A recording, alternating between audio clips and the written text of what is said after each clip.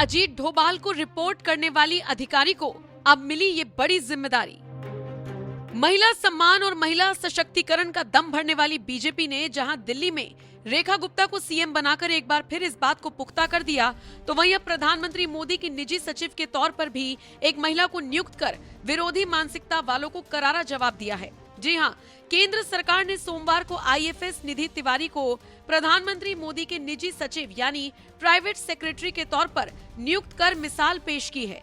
निधि तिवारी मौजूदा वक्त में भी पीएमओ में उप सचिव के रूप में कार्यरत हैं। हालांकि जो अधिसूचना जारी की गई है उसमें उनकी भूमिका प्रधानमंत्री मोदी की निजी सचिव यानी कि प्राइवेट सेक्रेटरी के तौर पर तय की गई है। तो चलिए आइए इस रिपोर्ट में आपको विस्तार से बताते हैं कौन है निधि तिवारी। निधि तिवारी 2014 बैच की आईएफएस अधिकारी हैं। 2022 में अवर सचिव के रूप में कार्यरत होने के बाद 6 जनवरी 2023 से वो पीएमओ में उप सचिव की भूमिका निभा रही हैं। निधि तिवारी वाराणसी के महमूरगंज से ताल्लुक रखती हैं। पीएम मोदी का संसदीय क्षेत्र भी वाराणसी ही है।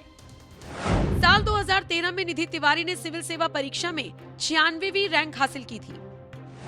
यूपीएससी पास करने से पहले निधि ने वाराणसी में सहायक आयुक्त के तौर पर भी काम किया था। पीएमओ में शामिल होने से पहले निधि विदेश मंत्रालय में कार्यरत थी, जहां उन्होंने निशस्त्रीकरण और अंतर्राष्ट्रीय सुरक्षा मामलों के विभागों में भी काम किया।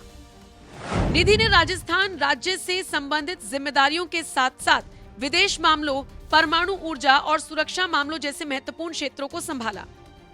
विदेश नीति में उनकी गहरी भागीदारी ने उन्हें भारत की G20 अध्यक्षता के दौरान महत्वपूर्ण भूमिका निभाने में मदद की। इसके अलावा अजीत डोभाल के साथ भी वो काम कर चुकी हैं। वो तमाम जानकारियां अजीत डोभाल को दिया करती थी जिस वक्त वो वहां पर काम कर रही थी। बहरहाल निधि तिवारी अब प्रधानमंत्री की बड़ी जिम्मेदारियों को संभालेंगी। खैर, अब ये उन लोगों के लिए भी करारा जवाब है जो ये फर्जी नैरेटिव चलाते हैं कि मोदी सरकार महिला विरोधी सोच रखती है। रेखा गुप्ता को दिल्ली का मुख्यमंत्री बनाना हो या फिर निजी सचिव के तौर पर एक महिला यानी कि निधि तिवारी को नियुक्त करना हो। हालांकि निधि तिवारी पहले भी पीएमओ में काम करती रही हैं, लेकिन प्रधानमंत्री की इतनी बड़ी जिम्मेदारी उनको देना, इतने बड़े पद पर उनको कार्यरत करना कहीं ना कहीं विरोधियों के मुंह पर भी करारा तमाचा है, जो बार बार ये फेक नैरेटिव फैलाते हैं कि बीजेपी के नेता महिला विरोधी विचारधारा रखते हैं। बहरहाल आपको ये जानकारी कैसी लगी, कमेंट करके अपनी राय हमें जरूर दें। आदरणीय मोदी जी को, अपनी पार्टी के शीर्ष नेतृत्व को और दिल्ली की जनता को, जिन्होंने ये मौका 27 साल बाद दिल्ली में एक नया अध्याय जो शुरू हो रहा है उसकी जिम्मेवारी मेरे कंधों पे दी, और शायद ये पूरे देश की महिलाओं के लिए बहुत ही सम्मान की घड़ी है।